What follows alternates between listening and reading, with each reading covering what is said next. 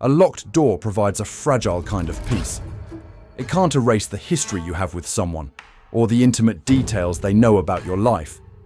But what happens when that person decides your story together isn't finished? When they see your boundaries not as walls, but as open invitations? A bitter divorce is one thing, a painful but official end. The real terror begins when one person refuses to accept it, when they start writing their own twisted sequel in the margins of your new life. They know your schedule, your habits, and what truly terrifies you. And they will use every one of those things to crawl their way back into your world. Most stalkers aren't shadowy figures in trench coats. They're people we once knew, people we may have even loved. And sometimes that is precisely what makes them the most dangerous monsters of all. My divorce from Sarah was meant to be a clean break. After years of a relationship that had soured from passionate to possessive, the final signature felt like coming up for air. We had no children, no shared property to argue over. For all intents and purposes, it was over. I was free. I moved to a new city, started a new job, and I even met someone new. For a short time, life was finally, thankfully, normal.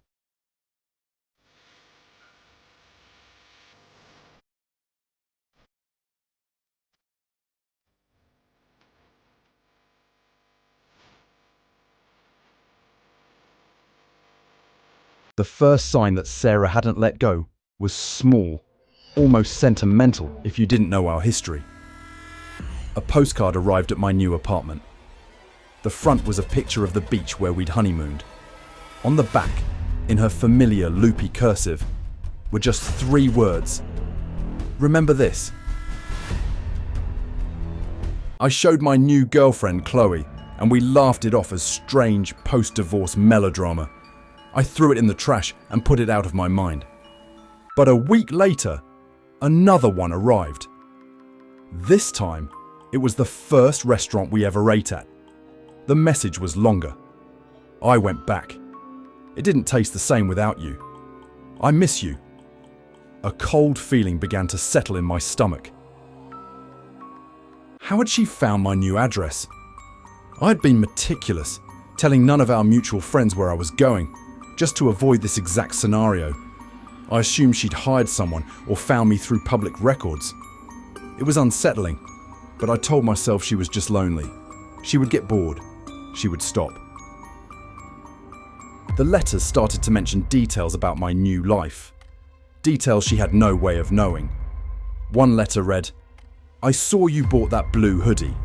It's a good colour on you, but I always preferred you in green." I had in fact just bought a blue hoodie that weekend. A profound chill went through me. Was she following me? Or was it just some bizarre coincidence? I tried to rationalize it, thinking she might have seen a photo on Chloe's social media. I asked Chloe to make her profiles private, and she did, but I could see the worry clouding her eyes. The letters kept arriving, each one more specific and disturbing than the last. "You check the front door 3 times before you go to bed. You never used to be so anxious. Is she making you this way?" This letter wasn't in my mailbox. It was tucked under my car's windshield wiper. My sense of security, so carefully rebuilt, began to fracture. She had been outside my home. She had been watching. This wasn't an ex-wife struggling to move on. This was active surveillance. I started to feel haunted, pursued by a ghost who knew all my secrets. I became jumpy and paranoid. Every car that slowed on my street, every unfamiliar face in the grocery store sent a jolt of fear through me. The breaking point came on a Tuesday morning. I went to my car for work and saw a small, gift-wrapped box on the driver's seat. The car was locked. I was sure of it. My hands trembled as I opened it. Inside, nestled on a bed of cotton, was a single, dead bird. Taped to the lid was a note. It said, "I know you leave the spare key in the magnetic box under the wheel well. I can get in whenever I want. I felt physically ill. That was a secret only the two of us shared. This wasn't about winning me back. This was about power. That night, Chloe and I stayed in a hotel. A week later, the final letter came. It wasn't sent to my home, but to my office. It was a photo of us, smiling on a hike. Sarah had drawn a crude red X over Chloe's face. Below it were 5 words that will haunt me for the rest of my life. It should have been me. Kindness is supposed to be its own reward. But what happens when it becomes a trap?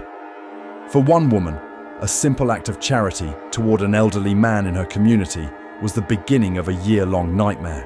At first, the man was grateful. But that gratitude soon morphed into something else. He began appearing everywhere, watching, waiting, staring. The feeling of being constantly observed became suffocating. For celebrities, stalking is a very real danger. Fame creates a one-sided intimacy that can twist into obsession. This is exactly what happened to British pop star Lily Allen. The stories we've heard tonight show that stalking isn't about love. It's about possession. And the most chilling truth of all is that the monster isn't always a stranger in the dark. Sometimes it's someone who knows exactly where you keep the spare key. If you want more stories like this, don't forget to subscribe, like, and comment.